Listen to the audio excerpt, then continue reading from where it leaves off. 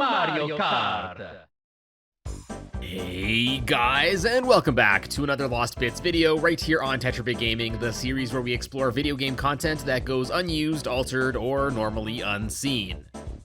I know it's been a while since my last Mario Kart Lost Bits video, and trust me, I know a lot of you are asking for the other games in the series that I haven't covered, but before I go on to those, first I wanted to go back and give Mario Kart 64 the proper Lost Bits treatment as set out by today's standards. Back when I made it, I was still testing and figuring out the scope of what I wanted to cover in this series, and as such, in those two videos I basically only went over things that go normally unseen in that game. Now, several years later, I want to go back and talk about more of the Lost Bits that I didn't cover back then, and not to mention, we also got the recent Nintendo leaks which resulted in many new findings.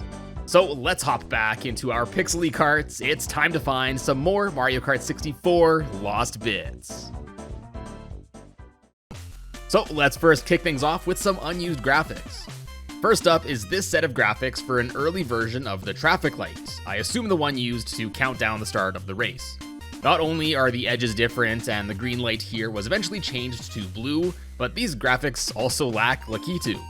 Since this appears to be an early placeholder, this doesn't necessarily mean that Lakitu is planned to not hold the traffic light, but who knows, there could be a slight chance that instead Lakitu was once planned to be a racer alongside the Magikoopa.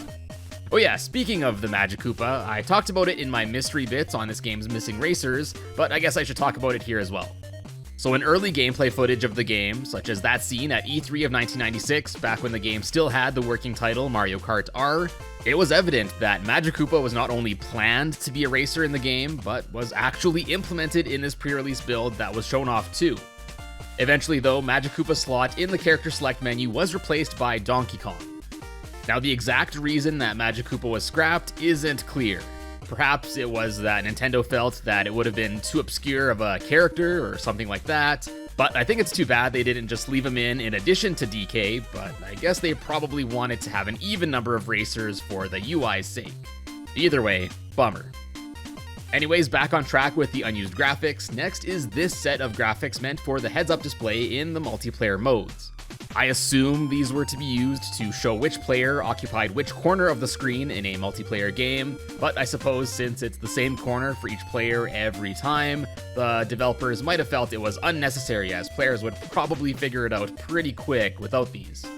Then we have this unused warning icon that was to show up when the player was driving near one of the moving bombs. Better yet, it can actually still be re-implemented into the game with some cheat codes. Then next we have two unused numbers for the numbers that indicate which position a character is in. These are the numbers 0 and 9.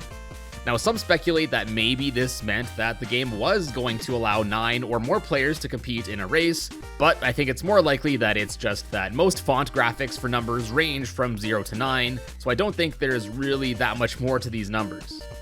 Next up are two unused menu graphics left untranslated in the game. This Japanese text translates to with item and without item.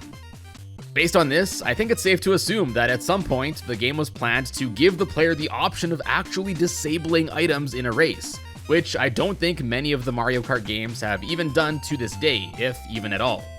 I know many people bash Mario Kart games for generally being less based on skill and more on luck from the item boxes, so this would have been a cool option for those that would want to focus races on, I guess, more so the skill aspect. I'm genuinely interested in why this option was outright scrapped. Then we have two sets of welcome and exit signs that never go implemented. Then also several early sign graphics, including an early version of the shot sign, which here says shell with a horizontally flipped S for some reason, an early version of the Yoshi sign, as well as an early version of the Koopa Air sign, which here says good ear and it features a bunny.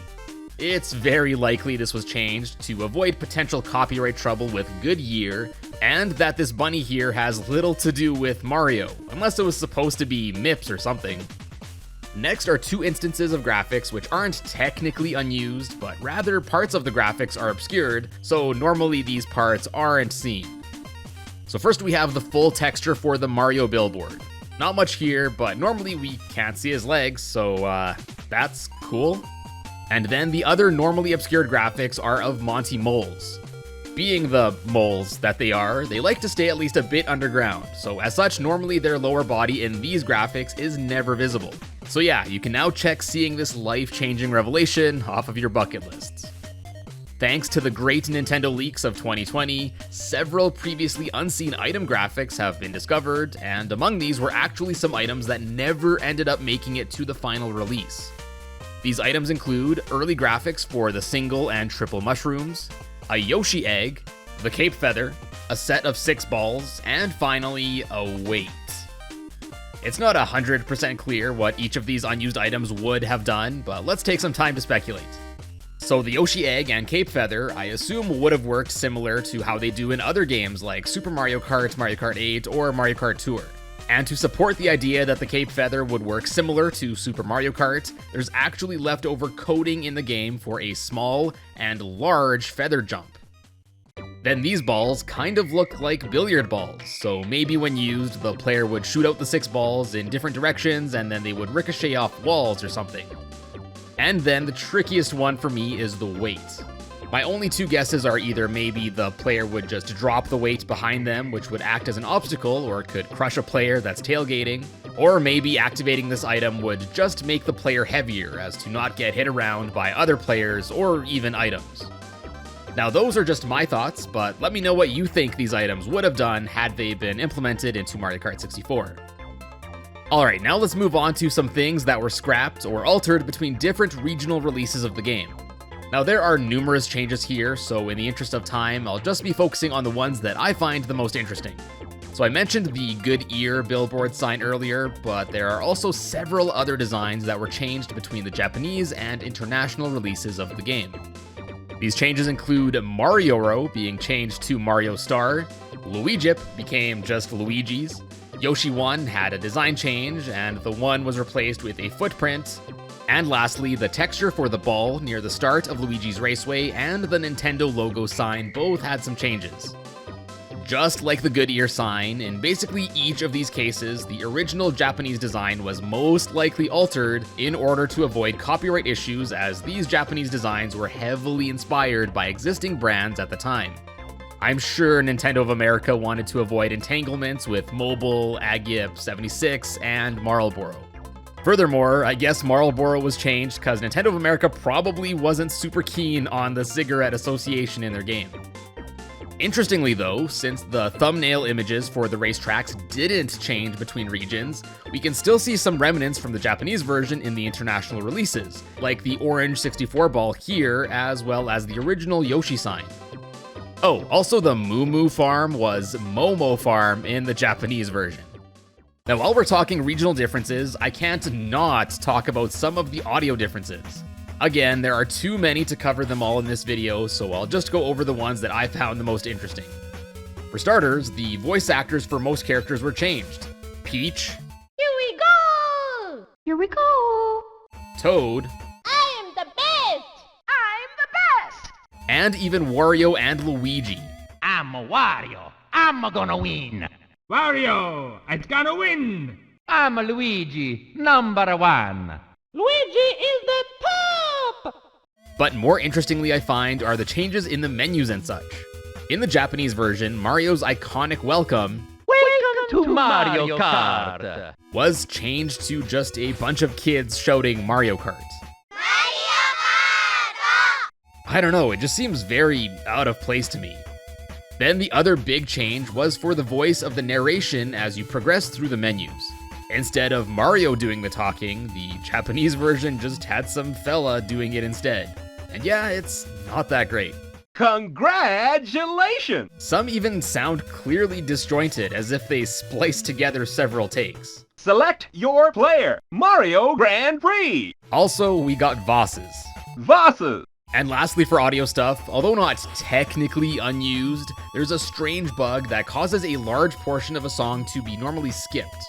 So the winning results screen music was intended to alternate between 2 different sections, but due to the bug I mentioned, the first segment gets repeated, coincidentally 64 times, until it finally changes to the second half. So in order to hear this second part, you would need to sit and listen to the first segment for 54 minutes and 39 seconds. So let me save you that time and give you a quick sample of what you likely have been missing.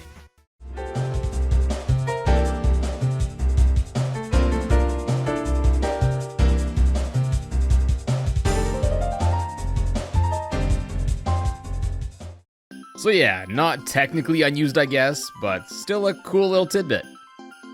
Alright, now probably my favorite section of this video, some unused racetracks. Now unfortunately, no, these aren't left over in the game's files and can't normally be loaded in. First, let's take a step back to an old set of interviews that were included originally as part of a Japanese strategy guide for the game back in like 1996.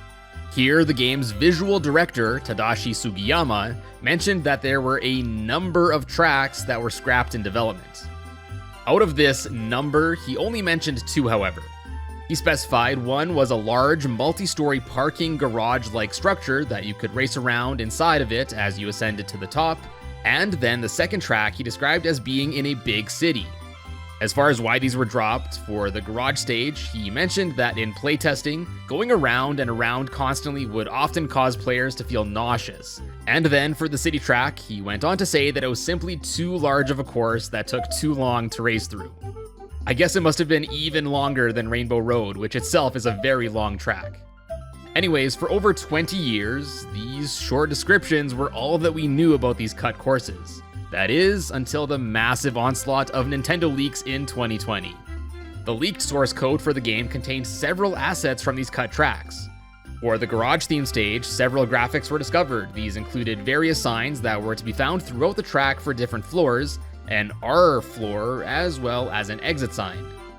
Then, the bigger discovery to come from this leak was the entire model for the town racetrack. Now, it's not 100% confirmed to be the one that was mentioned in the interview, but I'd say the description definitely matches this course. As we've been seeing in this footage from Micro 500, this track really was pretty big, and I gotta say, I really think this course would have had potential.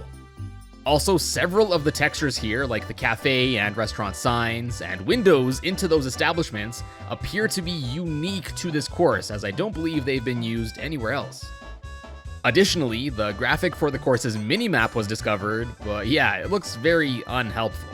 And although the map may look like a daunting mess where you can drive pretty much wherever you want, based on sign placements, this is what the path is believed to have been for each lap.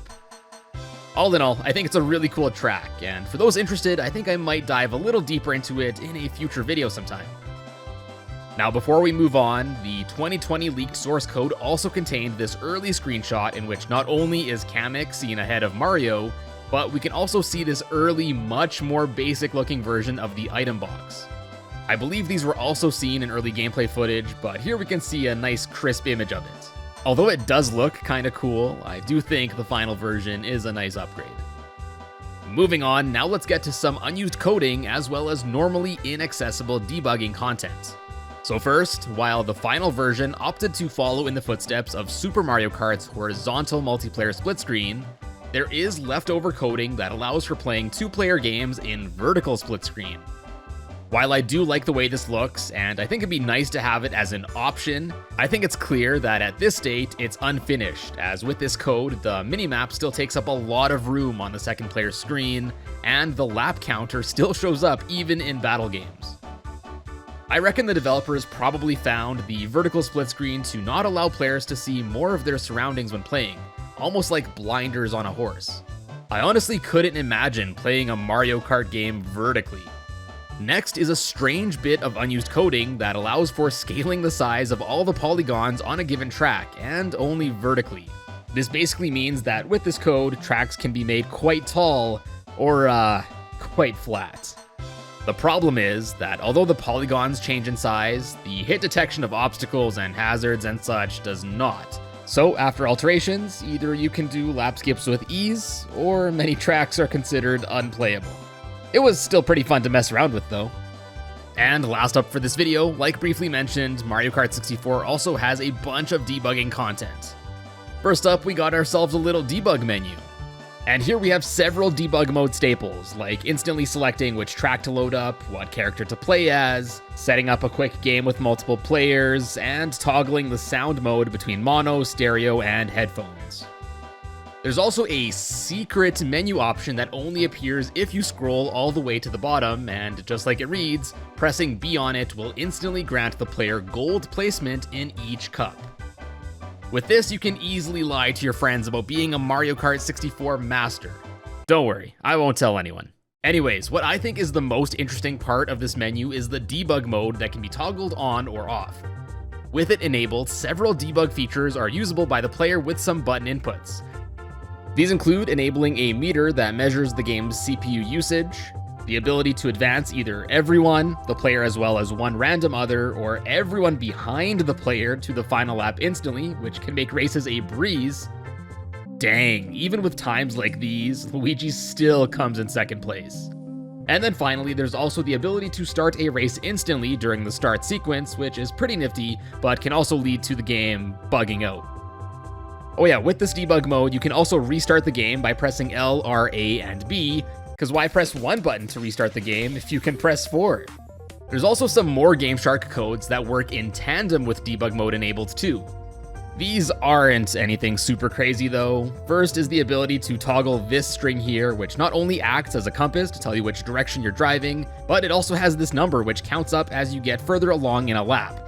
So I think it's to show like which section of a course you're currently occupying.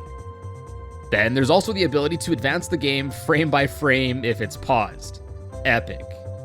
While doing so, the camera actually stops following the player, so when unpausing, it was kinda cool to see the camera try to catch up as fast as it could. And finally, we can also enable a function that changes the sound mode we saw in the main debug menu to an XXX mode. Unfortunately, as I make this video, nobody knows just exactly what this mode does though. Although these last few aren't spectacular by any means, any debug feature is cool in my books, so I'm happy that Mario Kart 64 has quite a few of them. And that about wraps up this Lost Bits video on Mario Kart 64, and I hope you enjoyed it. As always, if you did, drop a like down below and check out some more of my Lost Bits by clicking or tapping on the card right here. Be sure to subscribe here for more content, swing by my other social media things which are all linked down in the description, and if you want to support the channel, check out my merch over at TetraBitGaming.com, or consider becoming a channel member to get some extra nifty channel perks. But as always guys, thank you so much for tuning in, and I will see you in a bit.